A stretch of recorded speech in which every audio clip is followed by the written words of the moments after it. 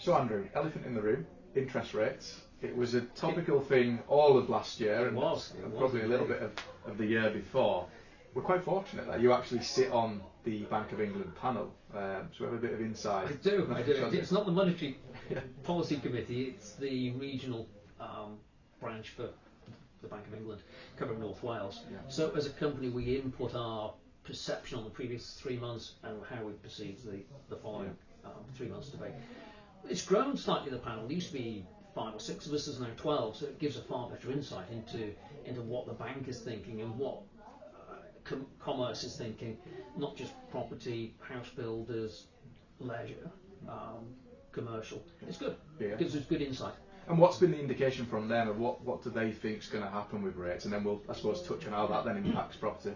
I think if we look at what the bank think, as opposed to maybe what some of the analysts think, the bank are indicating that there are going to be some cuts. Yeah. There has to be. The economy is flatlining, and they need to get that going. Yeah. So I think we'll see, from what the bank are saying, a couple of cuts this year. Might be 3. It depends how the economy and how inflation goes, but certainly they're talking about 2. Yeah.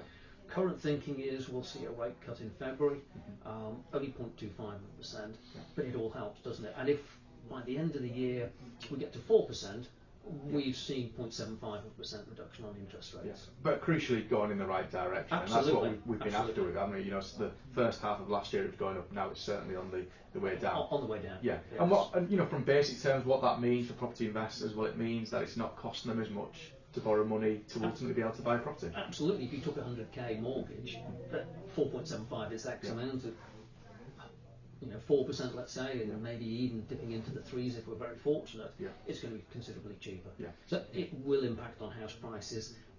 That should see an uplift in house prices, I think. As the rate comes down, people theoretically can afford more, and it will push the house price up. Well, we've seen an article from Zupa, haven't we, just this morning actually, that come out saying house prices increasing by 12%, it's looking like. So, that is a mixture of what we talked about before, of maybe new people coming into the market, new investors, but also the signs that interest rates are dropping. Even before the Bank of England drops it, what you often see is lenders actually starting to drop their rates before then to try and compete with other lenders. That's it. They want to be competitive. They need to be competitive. At the end of the day, they have a chunk of money which they have to get into the monetary market and have to make it work for them to enable them to pay the interest rate. Yeah. The sort of changes, stamp duty was one again that we touched on just before Christmas. There's also going to be a new stamp duty change which is more targeted towards the residential market. Yes, it is. It is. But that's going to be interesting to see what happens with that, whether it'll affect residential buyers or not. I think on the residential side of it, I think it will. It will impact on first-time buyers because the threshold for them is dropping. Yeah. So I think first-time buyers, it will cost them more to get into the marketplace. Yeah. That might just throw them back slightly in their perspective to buy, and therefore I think we'll see, because of that, we'll see rents increase still. The demand will increase. That's it, and rents have shot up, the last few years on it. So just to add sort of fuel to that, like you say, people deciding, well, actually, I don't want to buy a property right now. I'll carry on renting. Like you say, it just pushes it up, and that's why I think it's why the buy-to-let market always remains strong. One way or the other. If house prices are going up, it's maybe a good opportunity to look to offload and sell property. If they're not, and people are renting more, great opportunity to keep hold of it and build that income up. I think it's a win situation for most landlords. Yeah. As property prices increasing, they're getting the capital growth. As property prices increases, first-time buyers can't buy. It's getting harder for them to buy.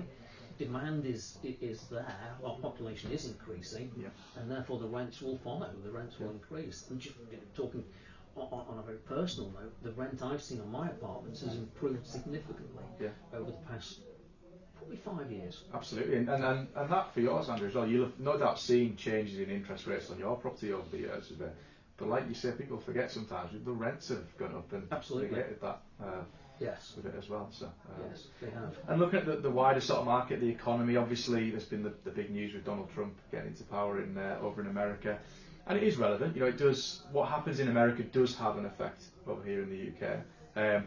Hopefully he does stabilise the economy over there. He's not got a bad track record of doing that side of it. We won't get into the other side of Donald Trump. But that's a good sign, I think, for the UK market as well. Absolutely, I think we do follow America to a degree. There are politicians who would like to think we don't. We clearly do. It does impact.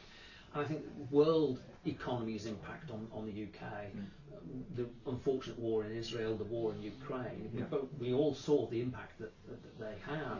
And I think if Donald Trump can stabilise that just by being there, it's a benefit for us. Absolutely. Sure. It just quietens down the market, really, isn't it? Which is important for property in itself.